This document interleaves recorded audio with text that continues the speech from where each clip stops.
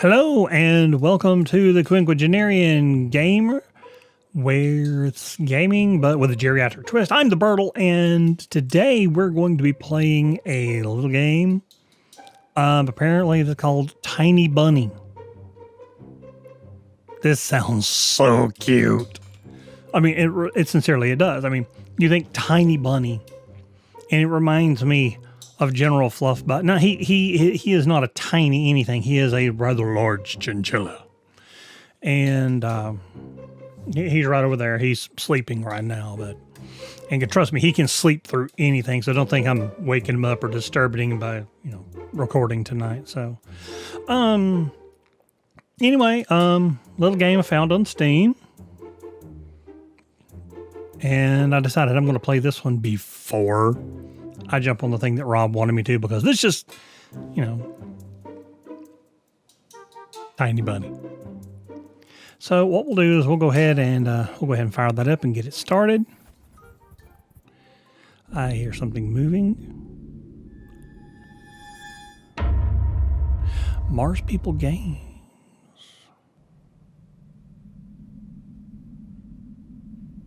Oh, look at the bunny. Look at the bunny. Okay, so we're going to start a new game here.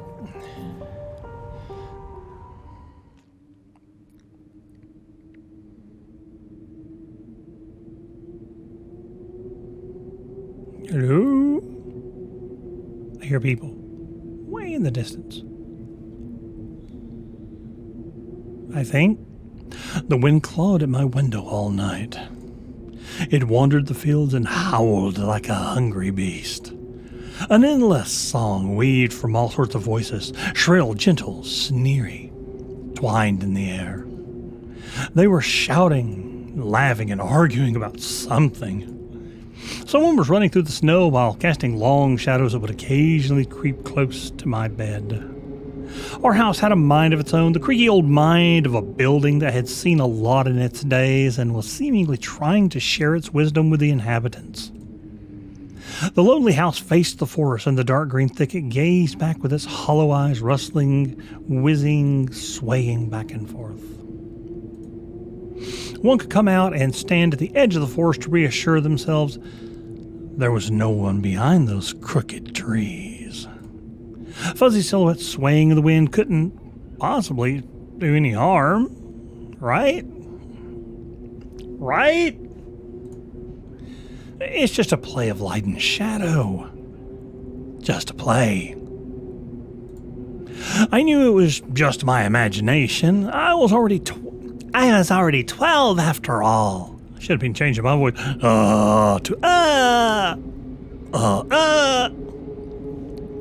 Still. Oh, look, it looks like a little wolf. Mom, hey, put away your book. How many times have I told you not to read at the table? It's bad for your health. Look how slouched you are.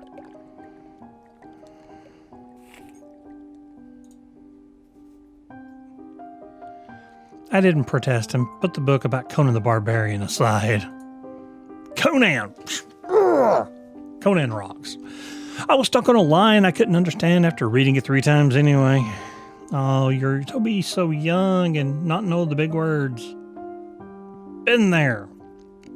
Hated it.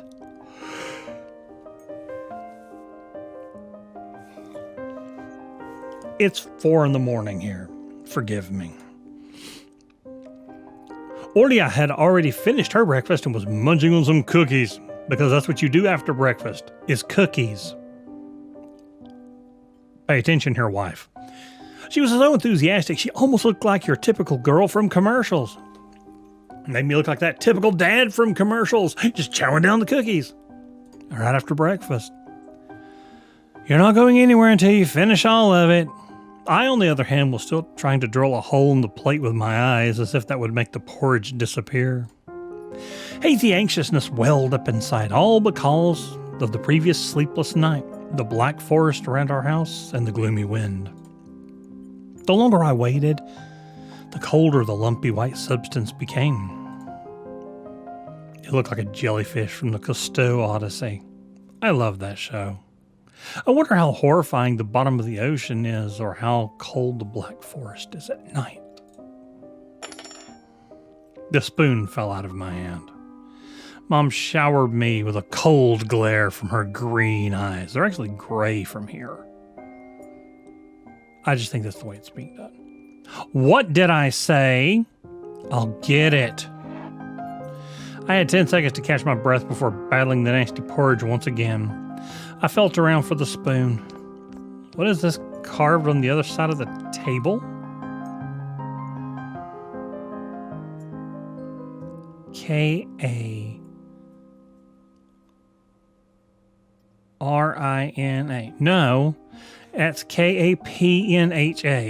Backwards in. Huh, that's my mom's name.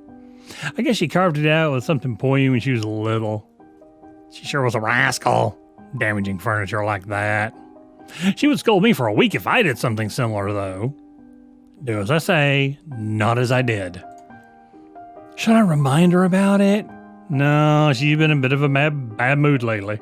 I imagined her being my age, sitting under this table. I wonder, was Mom afraid of the dark back then? Or the sounds coming from the attic? Or the thick forest? I imagined my grandma coming into my little mom's room, sitting at the edge of her bed where Ola sleeps nowadays, and saying this in her soft, smooth voice. Tiger, here's a special place, little girl. It's watching you closely, sniffing you out, trying to discern what kind of beast you are. If you're a good sort, it won't abandon you in times of trouble. But if you're a bad apple, it will grab you by the side and drag you under the ground. And that would be it. Grandma was caring. She never fought with anybody, never yelled, never swore. Those are the times without the maddening screams until late at night, without smashed dishes and mutual accusations. Our parents used to love each other back then. Oh. You hate moments like that for the kids. You straight up do. I remember listening in on one of their conversations by chance. Oh, come on now. I was a kid back then and I know better than them. They were talking about Grandma getting prepared for her funeral. She'd already bought a casket. Preparedness. And she had called it her cute funeral box. That's adorable. It waited for its time in the closet. Patiently. Oh, she brought it home. That's a little different. It was black, upholstered with meat-colored material on the inside. Meat-colored? I saw it when my grandma was getting buried. The house didn't change since the last time she was alive. Only all the photos were gone. Glass-covered pictures with gray faces of my ancestors. They all had a dead but watchful look in their eyes. I crawled out from underneath the table. Oya was done with the cookies and was only looking at my share like a sly woodland creature. I turned my gaze toward the frosty window. There were a lot of dark pines outside, but they didn't grab my attention. The pattern of frost that formed a picture on the glass. Oya, look. It's a fox. Where? It looked almost like those optical illusion thingies they put on the back of student notebooks. A mixture of lines at first glance, but if you blur your vision just a little bit and look under a certain angle, not outside, on the window. Look, here's the nose, and here's, hey, eat up. Yes, in just a moment. I don't see anything. Hurry up, there's not that much left. Ah, there it is, but it still doesn't look like one. And I'm telling you it does. Nuh-uh. It does. Stop it, these kids, I swear. No, I couldn't see the fox either. It disappeared. Went away. Only the frosty pattern, similar to the strip stretched out nettle leaves, not needle, nettle leaves, kept creeping up the glass. My dad entered the kitchen with long, measured steps. Sounds like a disciplinarian. I want to have a beard like his when I grow up.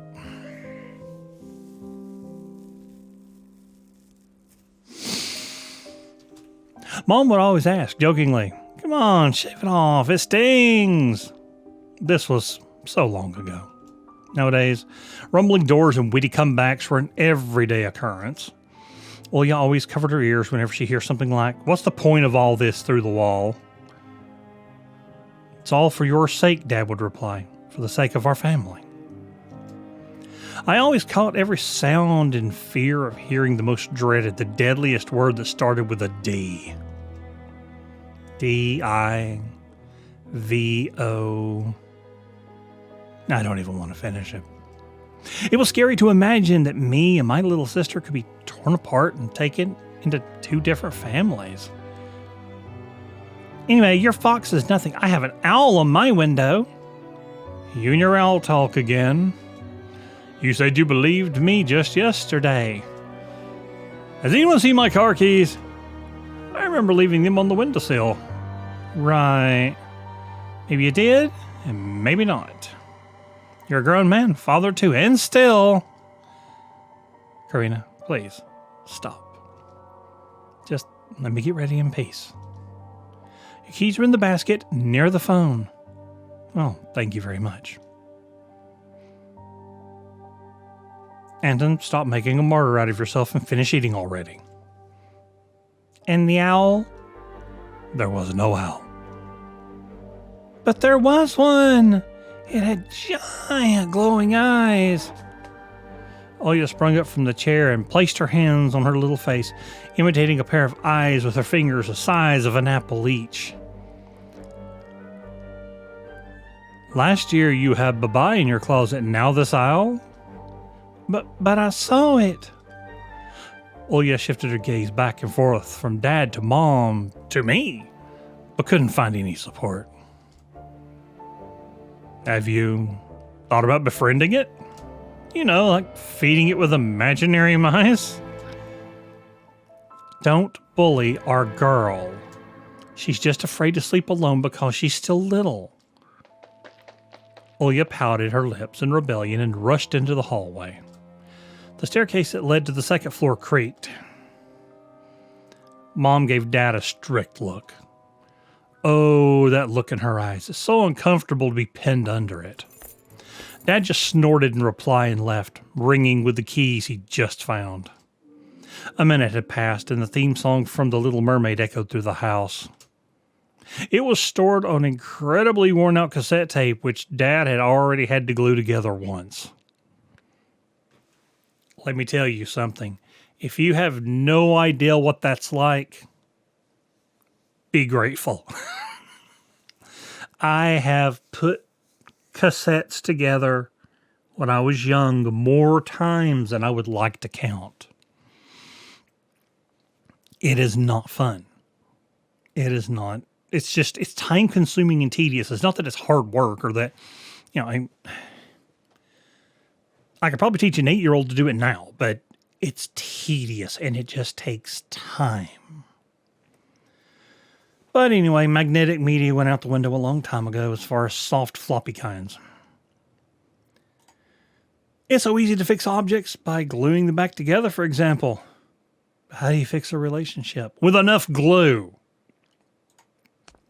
Mom moved toward the living room and I was left alone, anxiously stealing glances at the window. Olya had trouble sleeping ever since we moved to this house. She would toss and turn or curl up into a ball under her blanket. Sometimes she would jump up in the middle of the night and turn on the VCR. Cartoons helped to take her mind off all the troubles we had with the move and our parents. And then Olya said she saw this giant flying monster outside her window. She became obsessed with it. Our parents did everything in their power. They tried every trick to get rid of these ridiculous fears. Olya refused to sleep alone and didn't believe that the owl was just one of her nightmares. After tonight, I was unsure what to make of my sister's words, what to think of it myself. Can nightmares be infectious? Just last night, I couldn't get a week of sleep and ended up thinking of what to expect in my new school. There were a couple of days before the beginning of new term, and my imagination drew long, twisting hallways that led to a classroom full of kids. But all the students behind their desks were simply dark figures, cut out using a template. Circular holes gaped the middle of their faces, and pairs of eyes blinked inside those holes. It was as if some completely different creature were looking at me from behind the flat black silhouettes. Their cruel glares, filled with icy sneers, made me shiver from head to toe. Will I survive here? Won't they gang up on me and beat me down? Stomp on me with their bloodied shoes? The damn school can burn for all I care. I just wished for anything to happen to it. Doesn't really matter what. I didn't want to go there that badly. I didn't want to see people who are just itching to smack me on the head, trip me up, think of a new offensive name for me worse than the previous one. I felt like the glasses I wore made me an outsider or some sort of a monster. My gaze slid across the drawings hanging on the walls. I couldn't consider myself a great artist, but Olya begged me to hang them. Drawing was the only thing that made me happy as of late. The small circle of friends I had also enjoyed my paintings, and they promised to call me from time to time. And sometimes I imagine Mom picking up the phone and saying in a cold voice, "You've got the wrong number," or "Anton is not around." Anton's not around. I imagined my future classmates lying in their beds just like me, listening to the howls of invisible werewolves outside of their windows.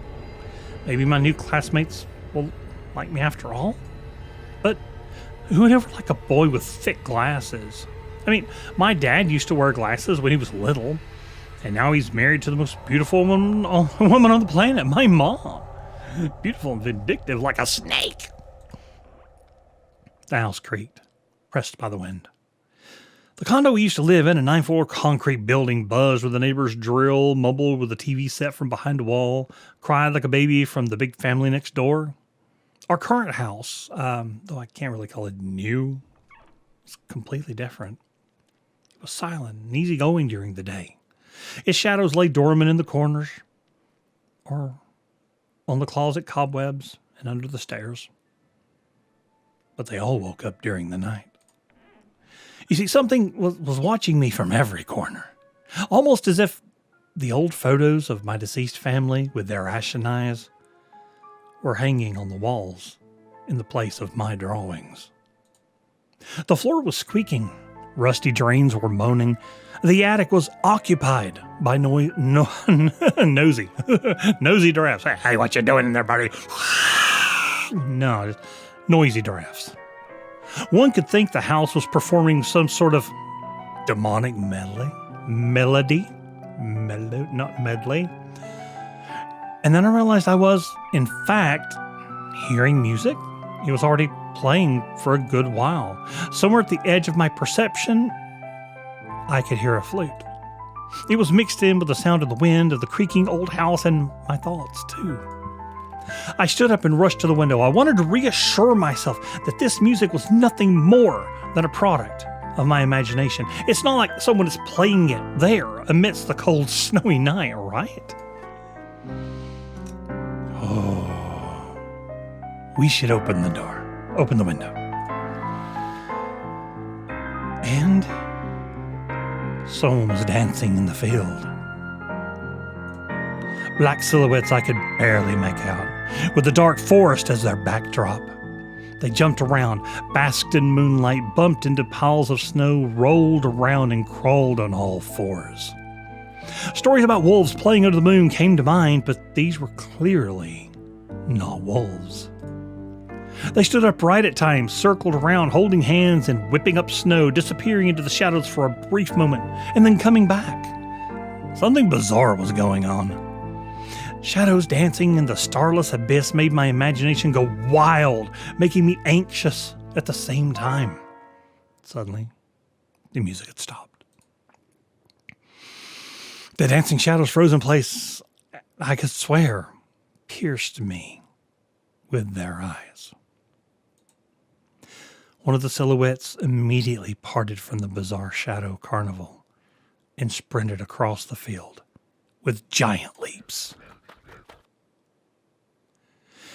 It glided on squeaky snow without leaving any footprints until it was devoured by the pitch-black shadow of my house, which became even darker and thicker.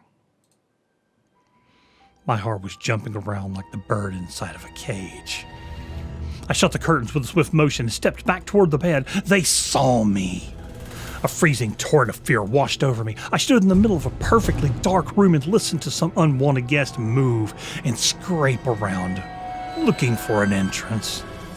The sound moved to the right, then circled around the house. Now my guest should be at the front door. I jumped into bed and covered myself with a blanket as if it could protect me. The shackles of fear locked my muscles. I remembered the funeral of my grandma lying there, hands crossed on her chest, her facial features sharp like that of a tin doll. Ants running up and down the legs of chairs that held my grandma's casket. I imagined those little creatures climbing up her head and pulling up her eyelids with their tiny legs. And then her wrinkly eyeballs would once again move inside their sockets and she'd be able to see her grandchildren. I was chanting the spell she taught me throughout the whole procedure. And now, lying under the blanket and listening to the squeaks and howls, I was repeating the same words. On the island of Bouillon, underneath the blemished sun, in the sea of color blue, stands a cabin made of wood. There lay hard and ashen hair for the spawn from the devil's lair to feast and always leave alone, God's faithful servant named Antone. Evil leave this house must, ashes to ashes, dust to dust. Bizarre sounds had disappeared. I cautiously peeked out from under the blanket and saw curtains waving around like a hangman. And then the night doused me with a new portion of boiling terror. The sound scratched at my eardrums. In reality, something or someone was scratching at the front door, hurriedly clawing at the wood, demanding to be let in. The door was shut. Dad had become very cautious recently, so he installed a sturdy lock. I remember him staring at the forest intently as if he were looking for someone. Ashes to ashes, dust to dust. I hugged my knees, placing my chin between them, and drilled the door with my eyes. It was so flimsy and weak before the might of darkness. And then the doorknob twitched slightly. Then it turned halfway once, twice, as if the person who tried to enter had no hands. The doorknob tilted once more, and then started clicking violently. My jaw cramped from fear. My wet fingers clutched the blanket. The door creaked and opened. The wind taunted me, moaning inside the tin drains. Now you'll see. The door was wide open. The darkness writhed inside the carnivorous mouth of a doorway.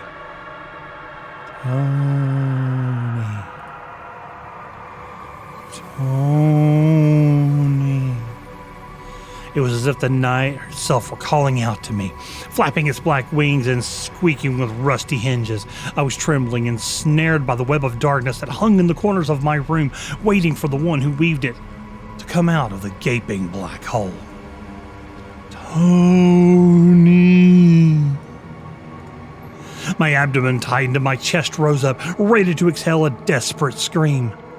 But before I was able to do anything, the darkness asked me, Tony, you sleep? My sister's pale face protruded from the thick shadows. I almost screamed from relief. Oh, yeah? I'm not sleeping. Did something happen?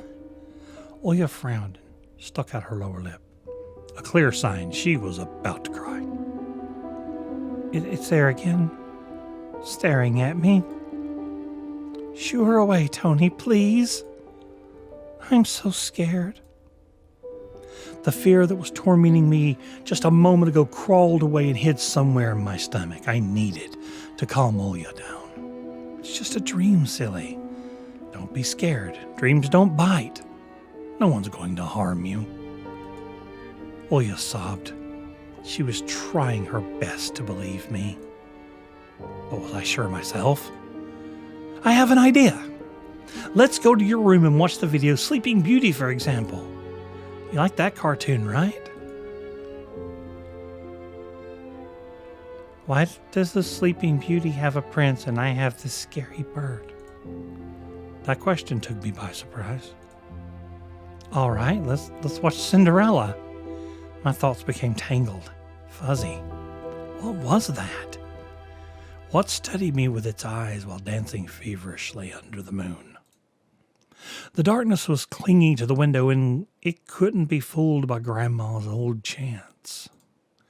It couldn't be satisfied with a feast of lard and long ashen hair. Tony, you coming? Yes, in just a moment.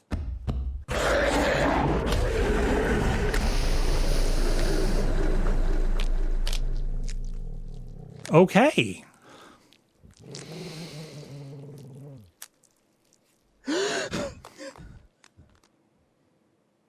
Okay. And that's why I didn't want to laugh at Olya and her owl in the morning.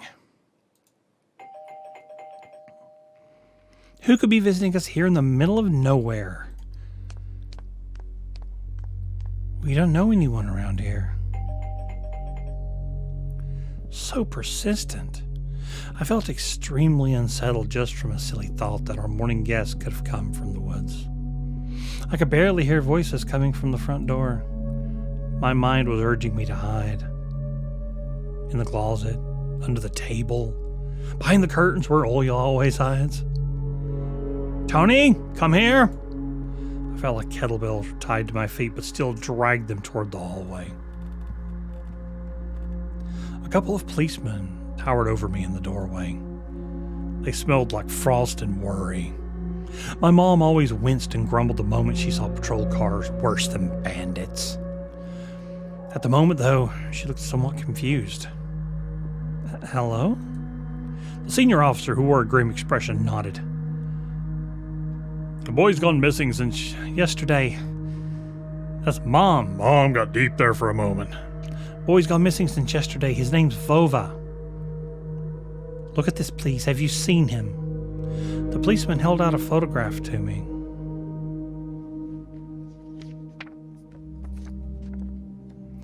There was a ginger boy, around the age of elementary school, picture with wall carpet as the backdrop.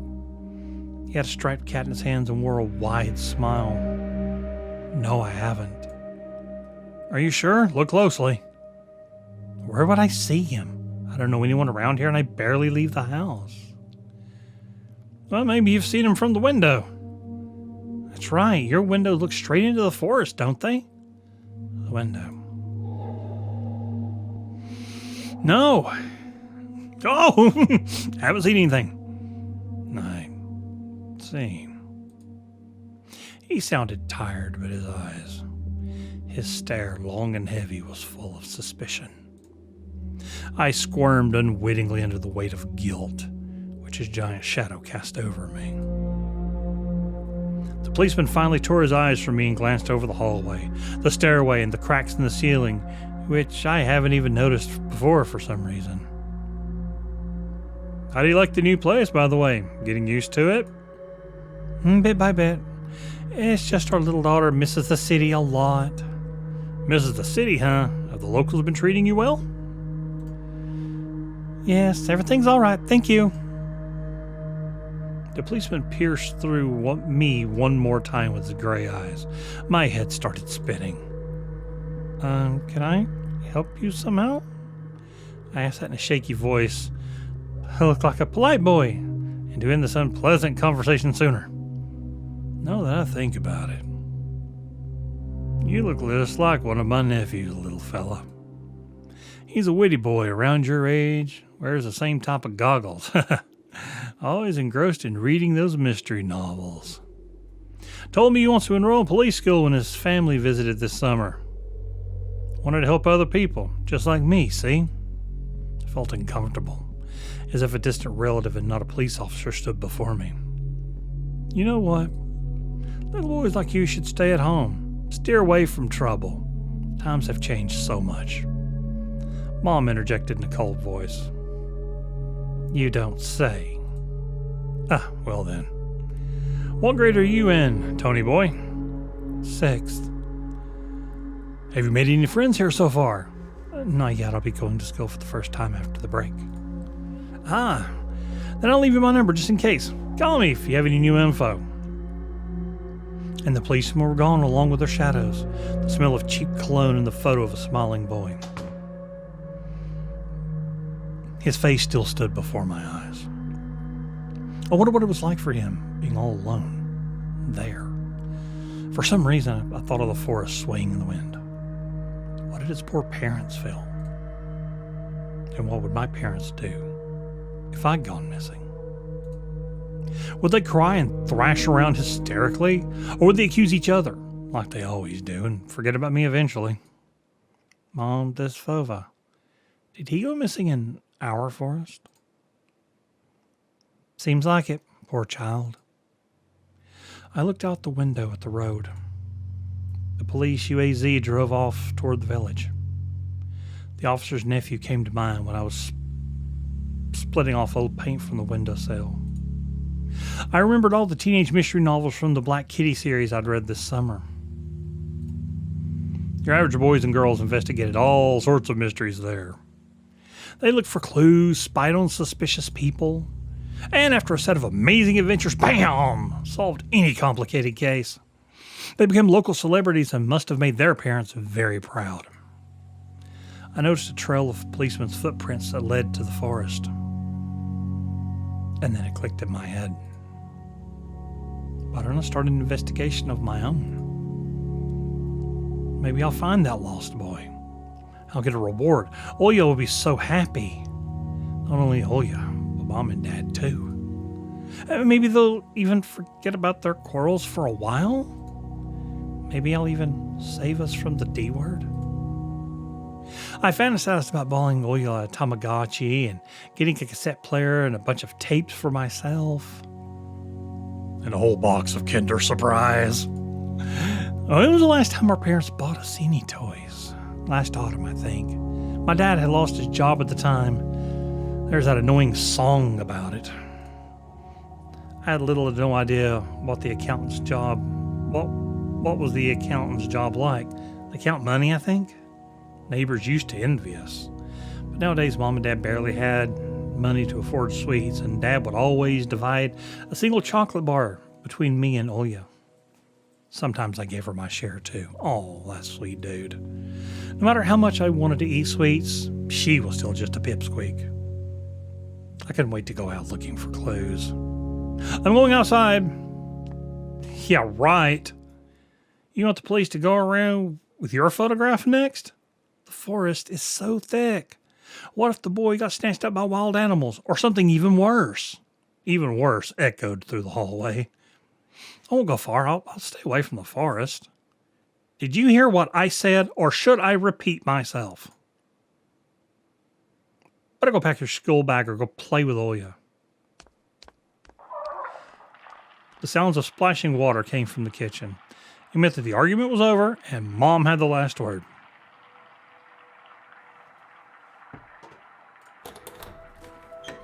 The dark, stuffy closet. Mom said it smells like mice, but how would she know their smell? She hates when I stick my nose in there. She's afraid I'll cut myself on a freshly sharpened axe. And Oya can't even be lured close to it. She thinks Baba is living there. I tried to help her fight her fears once. I opened the door and turned on a dim lamp so that she would see there was nothing but cobwebs, Dad's tools, and scratched walls. She still didn't believe me. And I like to hide in the closet and listen to Oya count outside. 1, 2, 3, better hide from me. And then drag her feet on the creaking floorboards, hoping that she wouldn't need to look for me in the cramped monster's den. So, what is this? Ooh. This cross had seen so many people come and go in this house. It was black as if it absorbed all human sin for the long years it was hanging over the ceiling. After Grandma died, Mom was going to take it off and hang a horseshoe in its place as a lucky charm, but she cut herself with the cross's sharp corner and almost fell off the step ladder. Dad called it a sign from above and ordered the cross to be left alone in its rightful place. Wow. Hey, it's a top. Mom's peg top, family relic. My mom played with it when she was little, and she gifted it to me. While he was next in the succession line, the toy belonged to her now. She stared at the dancing spindle as if it could show her something, a fairy tale or maybe even our future. Now even my little sister was a bit too old for the squeaky peg top. What else was there? Oh, it's the phone. My parents prohibit me from making long-distance calls, but from time to time I really want to hear my old friends. Sometimes I would just pick up the phone and listen to the low hum, the zoomer, and the distant crackling, imagining the wind howling in the ice-laden cords. Anton, I'll whip you if you make a single step out the door.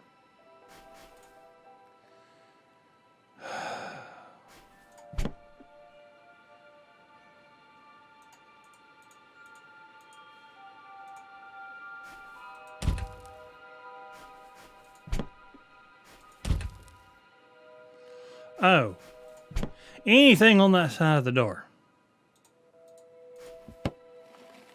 Grandma kept ice cream for me and all you there, but now I could only see meat bits for soup and clumped together pelmeni.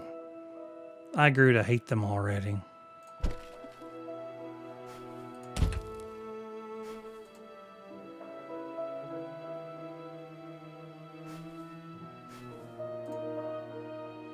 I needed to distract Mom somehow, or I'll get scolded and my ass whipped with Dad's leather belt.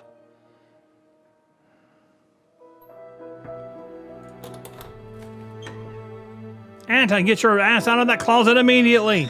Sheesh.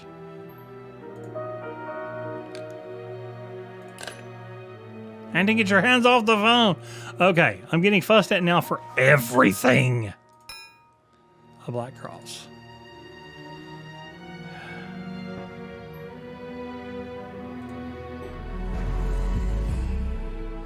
Oh, okay, that's just my history.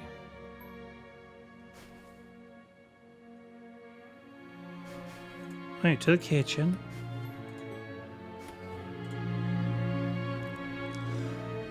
The side of an old ocean freezer was checkered with my childish drawings, Mom's recipes, and all kinds of stickers from bubblegum with dinosaurs that all you liked so much. Among that still life picture hung a piece of ruled paper with the phone number of the police officer who visited us. First Lieutenant Tikhonov. I read inside my mind, looking at the officer's sprawling handwriting. A scrap of paper was held by two pieces of broken magnet from some old Soviet toy, and those pieces just barely covered up the numbers as if to taunt me. I leaned forward to unveil the mystery and take that piece to a safer place where it would wait for its time when I would finally find Vova and be the first to call the police on that with the happy news. Anton, Mom's reproachful eyes stared at me. What do you need it for? Hands off, you'll lose it. Angering my mom was the last thing I wanted, so I lowered my hand.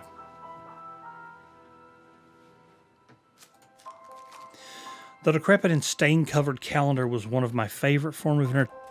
Oh, I turned over a monitor in my grandma's house. Let's not turn over the other monitor, please. I remember waking up and running to the kitchen so I could tear off yesterday's leaf. First thing in the morning.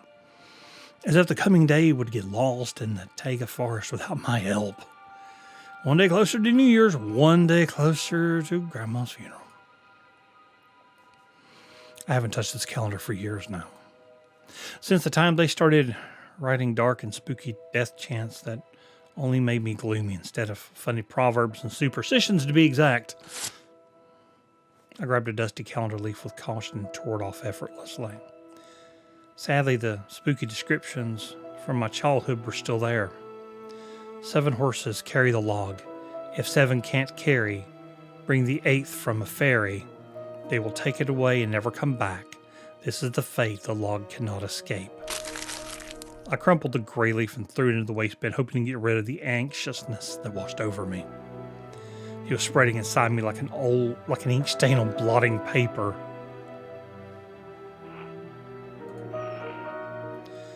Ambercom of Russia has declared a state of emergency due to adverse weather conditions.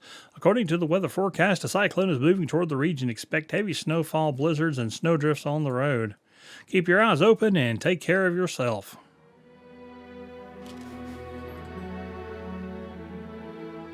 Oh, yeah, this. I took a peek at Mom's crossword. She got very angry when someone gave her advice, so me and Dad faked knowing the answer and being about to reveal it all the time. I smiled at that fleeting thought. Vertical, 9 letters. The name of the Philistine deity that protected them from viper bites had a nickname, the Lord of the Flies. Second letter is E.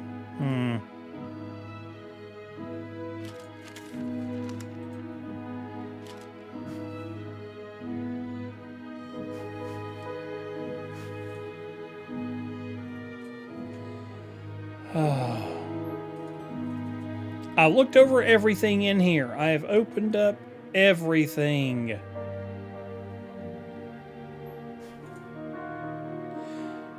I need to distract Mom somehow.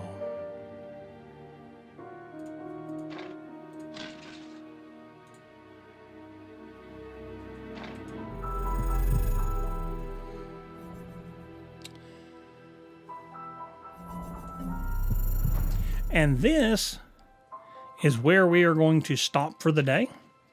So if you are liking this little rabbit game, give it a like.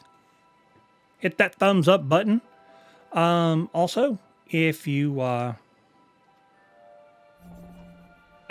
things are breaking. Why is it breaking? It's asking me weird questions, but I had to stop the music. So yeah, also hit that subscribe button and you can ring that little bell for the notifications. And we really appreciate it when you guys do that. Makes Robert happy knowing that people are, for some reason, listening to me. I'm not holding out a whole lot of faith in this. I'm a decent storyteller as far as just, your verbiage goes and being able to blah and kind of do your voices. I don't always read them right. Mom was coming through talking like this. I mean, that happens. I mean, I get a little active in the reading and sometimes forget to switch the voices. But I'll get better as we go along. It's kind of out of practice. I used to do this when I was running games for tabletop gaming. So that's just me. So, okay, we'll pick up here next time with part 2 and Robert can just go or whatever, because I'm going to finish this game first. Then I'll play that other game he's wanting me to play. We'll see you in the next video. Oh, I guess still got to cut this thing off.